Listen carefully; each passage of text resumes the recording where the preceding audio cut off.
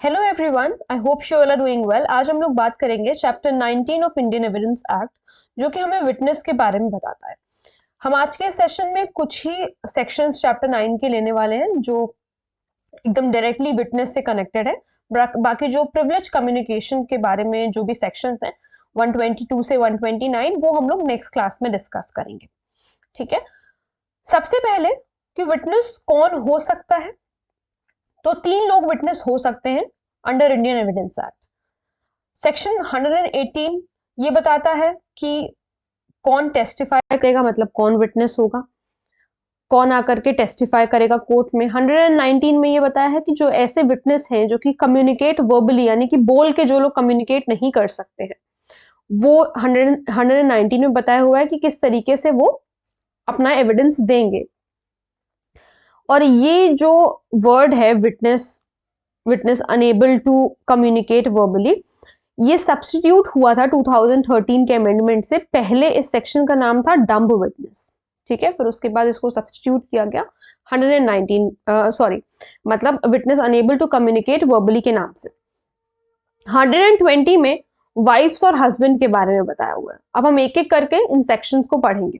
सबसे पहले, अच्छा, सेक्शन में जाने से पहले 118 119 में जाने से पहले ये देखो कि 134 में ये बताया है कि नंबर ऑफ विटनेस कितने होने चाहिए, मतलब अगर कोई भी केस है उसमें नंबर ऑफ विटनेस कितने हो सकते हैं। तो सेक्शन 134 ने ये बात क्लियर कर दी कि कोई भी पर्टिकुलर नंबर नहीं है, कितने भी विटनेस हो सकते हैं, कोई पर्टिकुलर नंबर इसमें नहीं है। Then 132 says witness not excused from answering on ground that answer will criminate। मतलब विटनेस इसलिए सिर्फ उसको एक्सक्यूज नहीं कर दिया जाएगा इस बात पे कि आप कोर्ट में आए और आप कोई भी बात कह रहे हैं और आपसे कोई क्वेश्चन पूछा गया, ठीक है, जैसे मान लो कि मैं विटनेस हूं, ठीक है, किसी केस में मैं गई कोर्ट में, मुझसे कोई क्वेश्चन पूछा गया और मैंने उसको आंसर किया। मैंने उसको आंसर इस वजह से मैं नहीं करना चाह रही हूं कि मुझे पता है कि मेरे ऊपर कुछ क्रिमिनल चार्जेस लग जाएंगे। तो यहां पर ये कोई एक्सक्यूज नहीं होगा। ये बात कही गई सेक्शन 132 में, ये बात कोई एक्सक्यूज नहीं होगी कि आपको जो है क्रिमिनेट कर दिया जाएगा इस वजह से आप उसका आंसर नहीं देंगे। प्रोवाइजो में लिखा है सेक्शन 132 के कि no such answer shall subject him to any arrest, prosecution, be proved against him in any criminal proceeding।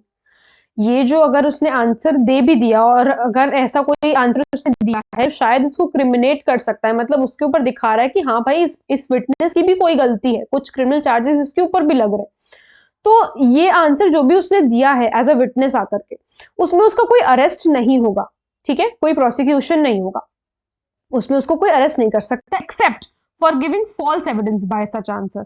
लेकिन अगर वो फॉल्स एविडेंस दे रहा है, ये बात इंपॉर्टेंट है, ये बात इंपॉर्टेंट है कि अगर वो फॉल्स एविडेंस दे रहा है तो उसे आप जो है मतलब जेल में डाल सकते हो, ठीक है, क्योंकि हमने आईपीसी में भी पढ़ा है कि अगर कोई इंसान फॉल्स एविडेंस देता है, विटनेस आकर के कुछ गलत बात बोलता है, कोई झूठी बात बोलता है, तो उसके लिए तो आप उसे क्रिमिनेट कर सकते हो, बट अदरवाइज किसी विटनेस को क्रिमिनेट नहीं करोगे। ये सेक्शन 132 ने क्लियरली बता दिया।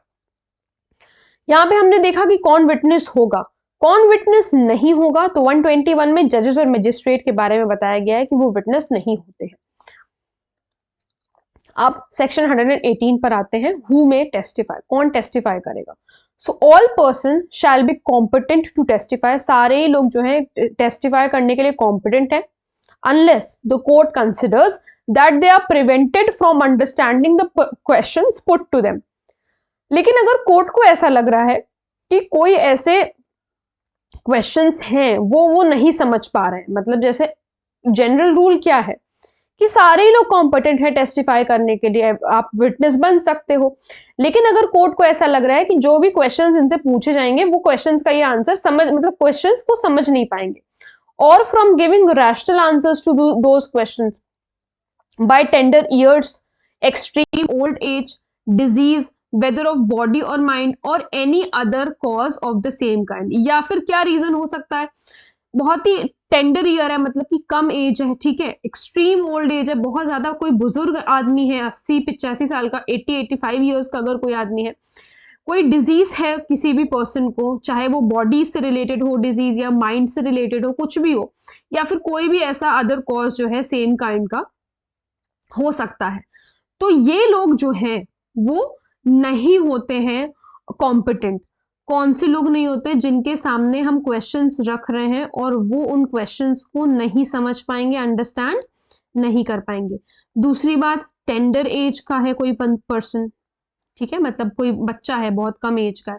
एक्सट्रीम ओल्ड एज का है, एक्सट्रीम ओल्ड एज का है। कोई डिजीज है, वो डिजीज कैसी भी हो सकती है, ठीक है, माइंड की भी हो सकती है एंड बॉडी की भी हो सकती है, और कोई अगर अदर कॉज है इसी तरीके का सेम काइंड का कोई और कॉज है तो, लेकिन ये कोर्ट कंसिडर करेगी। एक्सप्लेनेशन क्या है?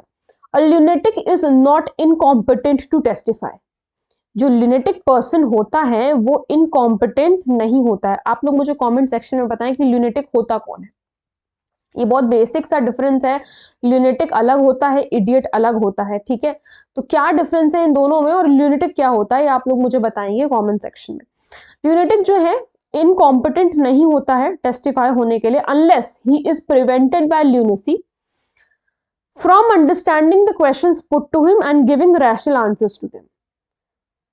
कोई भी ल्यूनेटिक पर्सन अगर है तो वो जो है इनकॉम्पिटेंट नहीं है टेस्टिफाई करने के लिए। क्यों? सिर्फ महज इस बात पे कि उस पे जो क्वेश्चंस उसके मतलब उससे जो क्वेश्चंस पूछे जा रहे हैं वो ल्यूनेसी की वजह से उसको प्रिवेंटेड है वो आंसर्स देने से। देखो मैं अच्छा ल्यूनेटिक का मतलब मैं बता दे रही हूं, आप लोग मुझे कमेंट में बताएंगे कि ल्यूनेटिक और इडियट में क्या डिफरेंस होता है। बहुत ही थिन लाइन ऑफ डिफरेंस है दोनों में। क्या डिफरेंस होता है आप लोग मुझे कमेंट में बताएंगे, ठीक है, ठीक है। आप लोग ये बात मुझे कमेंट में बताएंगे। ल्यूनेटिक में बता दे रही हूँ कौन होता है। ल्यूनेटिक वो पर्सन होता है जो कि कभी कभी जो है जिसका दिमाग खराब हो रहा है, ठीक है, और ओकेजनली वो ठीक है, साउंड माइंड का है, कभी कभी जो है उसका दिमाग खराब हो रहा है और वैसे वो ठीक रहता है। तो जिस समय वो ठीक रहता है उस समय वो क्वेश्चन के आंसर्स दे सकता है ना। तो इस वजह से कह रहे हैं कि वो इनकॉम्पिटेंट नहीं है टेस्टिफाई होने के लिए। ये हुआ सेक्शन 118। अब सेक्शन 119 क्या कह रहा है? सेक्शन 119 डम विटनेस के बारे में बात कर रहा है। किसके बारे में बात कर रहा है? डम witness.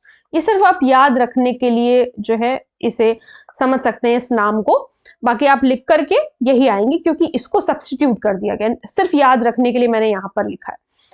When witness unable to communicate verbally, जब विटनेस बोल नहीं पा रहा तब क्या वो इनकॉम्पिटेंट हो गया? नहीं। The section says no. A witness who is unable to speak may give his evidence.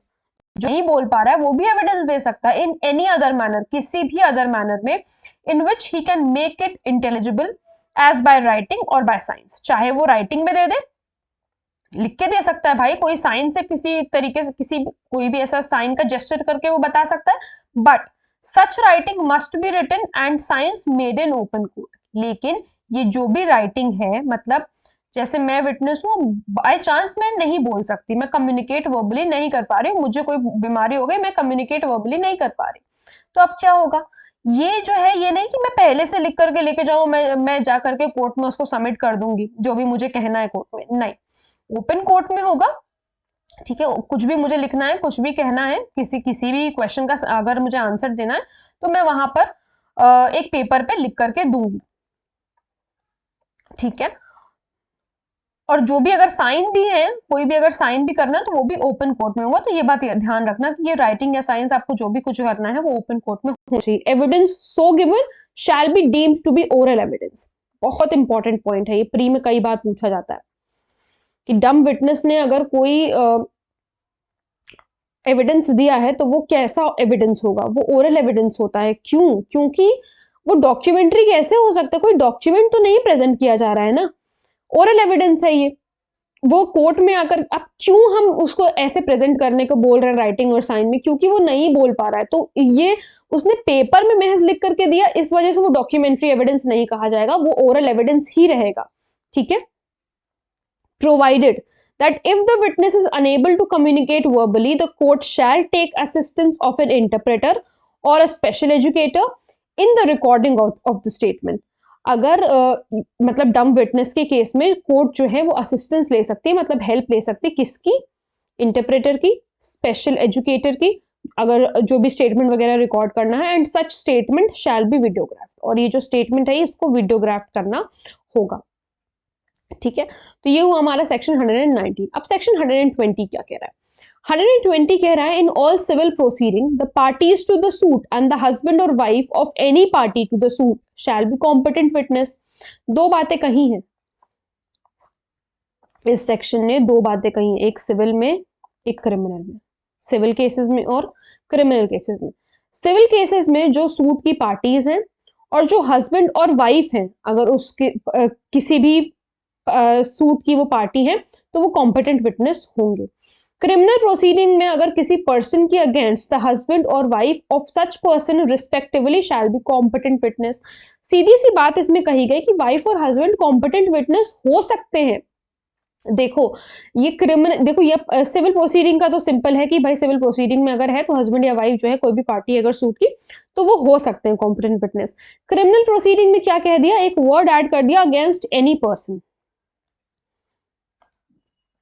ये एक मिनट, ए नहीं लेते हम लोग, एच और डब्ल्यू लेते हैं।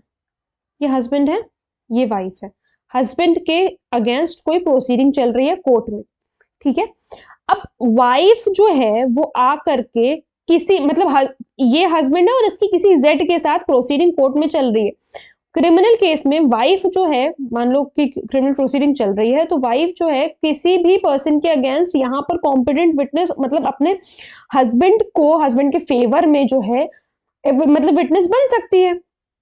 ये यही कह रहा है कि किसी पर्सन के अगेंस्ट तो वो दे रही है ना, मतलब इस एग्जांपल में वाइफ दे रही है, क्योंकि तो मैं इसलिए बोल रही हूँ, इसलिए मैंने फीमेल को वो किया इंटरप्रेट कि अगेंस्ट एनी पर्सन, वो किसी भी पर्सन के अगेंस्ट अपने हस्बैंड को बचाने के लिए विटनेस बन सकती है। ठीक है, तो ये हुआ क्रिमिनल प्रोसीडिंग की बात।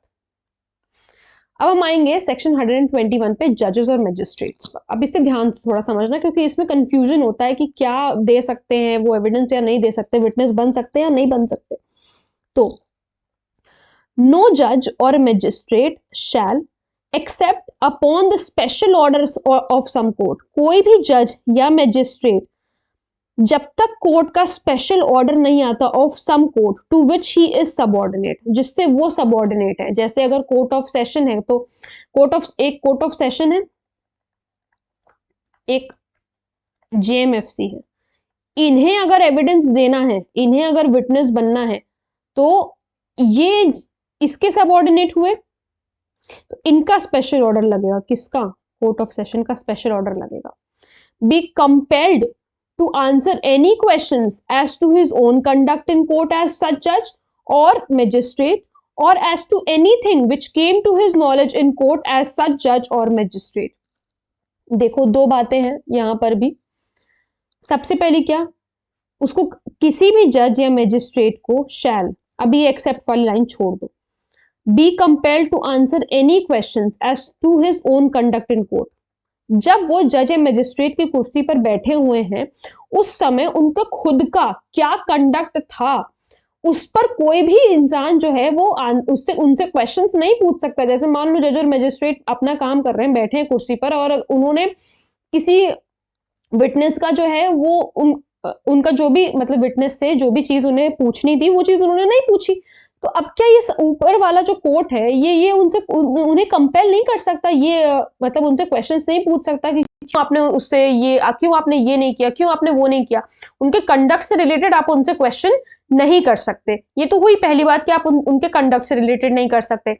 और as to anything which came to his knowledge in court as such जज और मजिस्ट्रेट, या फिर कोई भी ऐसी चीज जो उनकी नॉलेज में आई है, जो उनके ज्ञान में है, जो उनको पता है, उस कोर्ट में उन्हें वो बात पता चली, एज सच जज और मैजिस्ट्रेट, उस पर भी कोई क्वेश्चंस नहीं हो सकते। But except upon the special order of some court to which he is subordinate. लेकिन अगर कोर्ट ने स्पेशल ऑर्डर कर दिया, यहां पर इस केस में मैं कह सकती हूँ, हम इंटरप्रेट कर सकते हैं कि सुपीरियर कोर्ट ने, इनसे सुपीरियर कोर्ट ने, जेएमएफसी का सुपीरियर कोर्ट कौन हुआ? जेएमएफसी का superior court court of session हुआ। तो अगर ये कह दें तो फिर इन्हें जो है जवाब देना पड़ेगा। जनरल रूल क्या है, ये इनसे कंडक्ट से रिलेटेड या इनकी नॉलेज में उस वक्त जब ये कोर्ट में थे, कुछ भी उस केस से रिलेटेड इनकी नॉलेज में आया, तो उससे इन पर कोई क्वेश्चंस नहीं पूछे जा सकते, जनरल रूल ये है। लेकिन अगर स्पेशल ऑर्डर कोर्ट करेगी इनसे सुपीरियर कोर्ट इस केस में कोर्ट ऑफ सेशन, तो इनको जवाब देना पड़ेगा। But he may be examined, ये तो हमने कहा कि ये इनको कंपेल नहीं किया जा सकता, लेकिन उन्हें कब एग्जामिन किया जा सकता है, as to other matters which occurred in his presence while he was so acting. लेकिन उन्हें एग्जामिन किया जाएगा किसी अदर मैटर्स में जब वो उनकी प्रेजेंस में कोई चीज हुई है, जब वो जज या मजिस्ट्रेट एक्ट कर रहे थे, एज अ जज और मजिस्ट्रेट जब वो एक्ट कर रहे थे, अगर उनकी प्रेजेंस में कोई बात, कोई भी चीज, कोई भी घटना घटी है कोर्ट के अंदर, तो उसके लिए उन्हें क्वेश्चन किया जा सकता है, उसके लिए उन्हें एग्जामिन किया जा सकता है। क्या समझू मैं इससे, किस तरीके का एग्जाम्पल से मैं आपको समझाऊं कि आप खुद से सोचिए कि क्या चीज ऐसी मजिस्ट्रेट के सामने या जज के सामने हुई होगी जिसके लिए उनको एग्जामिन किया जा सकता है। बहुत सिंपल एग्जांपल है। क्या एग्जांपल हो सकता है कि मान लो कि प्रोसीडिंग अच्छी खासी कोर्ट में चल रही थी, जो अक्यूज था वो जो है कटघरे में उसको बुलाया गया, उससे सवाल जवाब हो रहे थे, और उतने में ही कोई पर्सन जो है कोर्ट में एंटर किया और उसने उसको गोली मार दी। ठीक है, अक्यूज को उसने गोली मार दी किसी थर्ड पर्सन ने। तो अब ये चीज तो मजिस्ट्रेट या जज के सामने हुई है, तो क्या इसके लिए भी उन्हें क्वेश्चन नहीं किया जाएगा? उन्हें क्वेश्चन किया जाएगा। क्यों? क्योंकि ये इन मैटर्स में नहीं आ रहा है, ये अदर मैटर्स में फॉल कर रहा है। अदर मैटर्स से रिलेटेड जो कुछ भी कोर्ट में अकर हुआ है, उनके प्रेजेंस में अगर हुआ है, तो उस पर्टिकुलर चीज के लिए उनसे क्वेश्चन किया जा सकता है, उन्हें एग्जामिन किया जा सकता है। ठीक है, अदर मैटर्स के लिए उन्हें एग्जामिन किया जा सकता है। किसके लिए नहीं किया जा सकता है? उनके खुद के कंडक्ट के लिए, उनका किस तरीके का बर्ताव था कोर्ट में, इसके लिए उन्हें कंपेल नहीं किया जा सकता। और कोई भी बात उनके नॉलेज में आई है, कोई भी बात अगर उनके नॉलेज में आई है कोर्ट में, तो उसके लिए जो है उनको क्वेश्चन नहीं किया जाएगा, अनलेस अगर स्पेशल ऑर्डर किसी सुपीरियर कोर्ट के द्वारा अगर आ रहा है तो अलग बात है, वरना क्वेश्चन नहीं किया जाएगा। इलस्ट्रेशन से समझते हैं और आसानी से समझ में आएगा। A on his trial before the court of session, A जो है अपनी ट्रायल से पहले कोर्ट ऑफ सेशन, मतलब अपने ट्रायल पे कोर्ट ऑफ सेशन के सामने था, says that deposition was improperly taken by B. वो ये कहता है कि जो डिपोजिशन मेरा लिया गया है वो इम्प्रॉपरली लिया गया है मजिस्ट्रेट के द्वारा। बी कौन है? बी मजिस्ट्रेट है। B can not be compelled to answer questions as to this. B जो है उनको कंपेल नहीं किया जा सकता, मजिस्ट्रेट को कंपेल नहीं किया जाता कि आप जवाब दीजिए, except upon the special order of the superior court. हाँ, अगर सुपीरियर कोर्ट का स्पेशल ऑर्डर है तो उन्हें कंपेल किया जा सकता है। तो ये किससे रिलेटेड बात हो रही है? उनके कंडक्ट से। क्यों मैंने कहा कंडक्ट से? वो कह क्या रहा है? वो कह रहा है कि इन्होंने मेरा डिपोजिशन जो है प्रॉपरली नहीं लिया है। तो ये तो मजिस्ट्रेट का कंडक्ट है ना, कि वो कोई काम कर रहे हैं नहीं कर रहे हैं अपना, जब वो एज अ जज और मजिस्ट्रेट एक्ट कर रहे हैं। तो यहाँ पर कंडक्ट की बात हो रही है। तो हमने पढ़ा कि कंडक्ट से रिलेटेड जो है उनसे कोई भी सवाल नहीं किए जाएंगे, अगर स्पेशल ऑर्डर है तो ठीक है, करे जा सकते हैं। Then A is accused before the court of session of having given false evidence before B a magistrate. A को अक्यूज किया गया है इस वजह से क्योंकि इन्होंने जो है फॉल्स एविडेंस दिए हैं बी को, मजिस्ट्रेट को। B can not be asked what A said. B से नहीं पूछा जाएगा, मजिस्ट्रेट से नहीं पूछा जाएगा कि क्या चीज ए ने बोली। ये नॉलेज वाली बात हो गई कि नहीं हो गई? उनके कोर्ट में जो भी चीज उनके नॉलेज में आई है उनसे नहीं पूछी जाएगी कि क्या कहा ए ने। उनको कंपेल नहीं किया जा सकता इस चीज के लिए, except upon the special order of the superior court. लेकिन सुपीरियर कोर्ट अगर चाहे तो कंपेल कर सकती है स्पेशल ऑर्डर निकाल के। Then A is accused before the court of session of attempting to murder a police officer while on his trial before B. A को अक्यूज किया जा रहा है इस बात से कि उन्होंने जो है अटेम्प्ट टू मर्डर कॉज किया किसी पुलिस ऑफिसर पर, जहां पर वाइल बी के सामने, मतलब सेशन जज के सामने। तो यहां पर बी को एग्जामिन किया जा सकता है। वही मैंने आपको बताया, इसी तरीके का मैंने आपको एग्जाम्पल दिया था। तब बी को एग्जामिन किया जा सकता है क्योंकि वहां पे कोई चीज अकर हुई है, कोई अदर मैटर अकर हुआ है उनकी प्रेजेंस में। ठीक है, तो ये हुआ हमारा सेक्शन 121 इलस्ट्रेशंस के साथ। अब हम कुछ केस लॉज देखते हैं। ध्यान से समझिएगा, ये सारे ही केस लॉज बहुत ज्यादा इंपॉर्टेंट है और मोस्टली सब जो केस हैं ये सुप्रीम कोर्ट के केसेस हैं। सबसे पहला है हमारे पास एम्परर वर्सेस अब्दुल्ला। ये केस क्या कहता है? If witness unable to speak then dying declaration by signs be admitted. भाई अगर विटनेस नहीं बोल पा रहा है तो डाइंग डिक्लेरेशन, मतलब नहीं वो बोल पा रहा था, तो जो भी डाइंग डिक्लेरेशन के वक्त जो भी उसने साइन किए वो एडमिटेड है, ठीक है। S Sudarshan Reddy and others versus state of Andhra Pradesh 2006 का ये केस है। Supreme court held that relationship is not a factor which can affect the credibility of witness. Relationship एक फैक्टर नहीं है, हमने हस्बैंड और वाइफ के बारे में बात करी थी। इसका ये मतलब नहीं है कि वो हस्बैंड और वाइफ हैं तो वो विटनेस की क्रेडिबिलिटी को हिला देता है, ऐसा कुछ नहीं है, ठीक है। कौन से सेक्शन में हम लोगों ने हस्बैंड और वाइफ के बारे में बात करी? सेक्शन 120 में हमने हस्बैंड और वाइफ के बारे में बात करी है, तो ये पॉइंट याद रखिएगा। Then Suresh Kumar versus state of UP 1981, Supreme Court accepted the evidence of a child of 5 years। Supreme Court ने 5 साल के बच्चे का एविडेंस एक्सेप्ट किया, who was the sole witness to murder by a domestic servant, कि वो सोल विटनेस था, मतलब सोल विटनेस था, मर्डर का सोल विटनेस था by a domestic servant. Ratan Singh Dalsukh bhai Nayak versus state of Gujarat 2004 का ये केस है। Supreme court held that evidence of a child witness is not required to be rejected per se. Supreme Court ने ये कहा कि अगर चाइल्ड विटनेस ने कुछ एविडेंस दिया है तो उसे रिजेक्ट कर देना डायरेक्टली, पर्सी का मतलब होता है डायरेक्टली, ठीक है। डायरेक्टली उसे रिजेक्ट कर देना सही नहीं है, ठीक है। पर्सी का क्या मतलब है? Directly. The court must consider such evidence with close scrutiny। को सही से अच्छे से scrutinize करे court with due care। The child of tender age can be allowed to testify if has the intellectual capacity to understand questions and give answer। Child जो है tender as का, कम उम्र का जो बच्चा है, उसको अलाउ किया जा सकता है, टेस्टिफाई किया जा सकता है अगर उसकी इंटेलेक्चुअल कैपेसिटी इतनी है, मतलब वो उसकी समझने की क्षमता अगर है और आंसर देने की क्षमता अगर है, क्वेश्चंस को समझने की अगर उसके पास कैपेसिटी है, आंसर्स देने की कैपेसिटी है, तो बिल्कुल उसको टेस्टिफाई किया जा सकता है। Bharwad Walu versus State of Gujarat 1971, Supreme Court held that there is a need for careful evaluation of the testimony of a child witness। Supreme Court ने कहा कि जब हम किसी चाइल्ड विटनेस की टेस्टिमनी ले रहे हैं तो बहुत ही केयरफुल इवैल्यूएशन करना है, ठीक है। It would be prudent to seek independent corroboration of the evidence of the child witness.